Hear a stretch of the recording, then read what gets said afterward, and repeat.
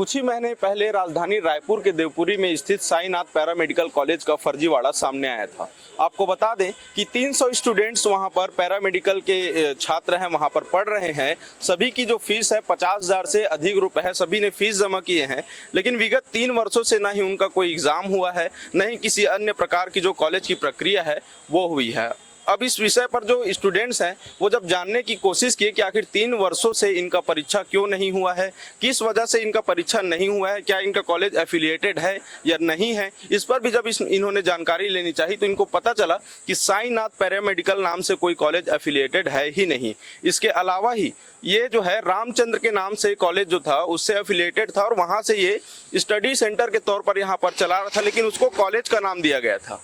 वहीं जब रामचंद्र के कॉलेज के बारे में भी जब पता चला कि वो मध्य प्रदेश से वो एफिलिएटेड था वहाँ के पैरामेडिकल यूनिवर्सिटी से, उसके बाद उसका भी केस जो है न्यायालय पर चल ही रहा था और उसके धोखे में रखकर इन सभी 300 बच्चों को जो अब मेरे पीछे देख रहे हैं, ये सभी फर्स्ट ईयर, सेकेंड ईयर और फाइनल ईयर अलग अलग क्लास के जो बच्चे हैं वो यहाँ पर लगातार पढ़ाई कर रहे थे और अपना फीस भी जमा कर रहे थे। फीस भी उनका साईनाथ के नाम से ही काटा जा रहा था, लेकिन 3 वर्षों से इनका परीक्षा नहीं हुआ है। इन्होंने थाने में शिकायत की, टिकरापारा थाने में इनका शिकायत हुआ था, लेकिन सिर्फ शिकायत दर्ज हुआ था, मामला दर्ज नहीं हुआ था। मामला दर्ज नहीं हुआ था। इसके साथ ही जो कॉलेज का जो संचालक है नरेंद्र पांडे, उन्होंने यह भी कहा था कि मैं फीस जो है वापस कर दूंगा, लेकिन हम सीधे स्टूडेंट से जानेंगे कि इनका फीस वापस हुआ है या नहीं।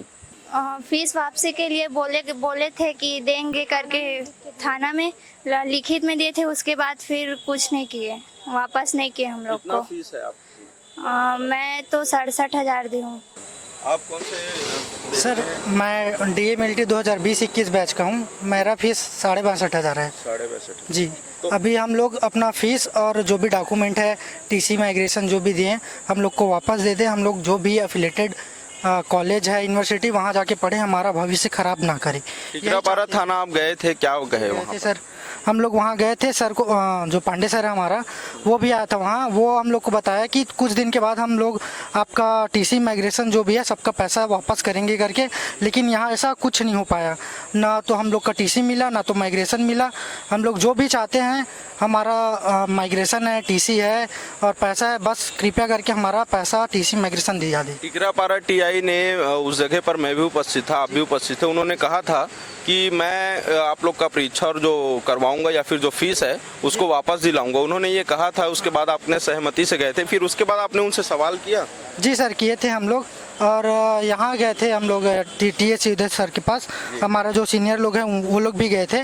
और वहाँ का TH सीधे सर जो है हम लोग को बोले थे कि जो भी है कानून, जो भी कार्रवाई करना है करेंगे करके। और CM सर के पापा है नंद कुमार सर जी, उनके पास भी गए थे, तो वहाँ भी आया था सर। तो वहाँ भी वही बात बोला कि आपका जो भी TC माइग्रेशन है और पैसा वापस करेंगे कुछ दिन में करके, लेकिन अभी तक से हमारा TC माइग्रेशन कुछ वापस नहीं हुआ। आगे क्या चाहते हैं आप लोग, क्या करना चाहते हैं आगे? सर बस यही हम लोग का TC माइग्रेशन दे दें, नहीं तो फिर हम लोग कलेक्टर सर के पास जाएंगे और हम लोग अगर आए तो धरना भी करने के लिए तैयार हैं।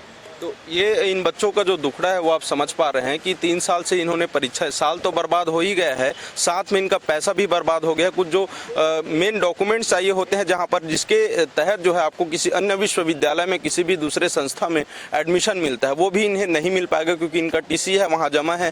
संचालक राज्य छोड़कर दूसरे प्रदेश पर चले गए हैं, लेकिन थाना में जो शिकायत हुआ था थाना प्रभारी को, मुझे नहीं लगता कि इस बात की जानकारी होगी, क्योंकि अगर उस पर आवेदन गया है तो जाँच क्यों नहीं हुआ, ये एक बड़ा सवाल खड़ा करता है। इसके साथ ही उसको थाना लेकर लाया गया था, जो इसके संचालक हैं उनसे क्या पूछताछ की गई है, क्या जानकारी उनसे अभी तक मिल पाई है, इन बच्चों को वो पूरी जानकारी क्यों नहीं दी गई, ये भी थाना प्रभारी के ऊपर एक बड़ा सवाल खड़ा करता है।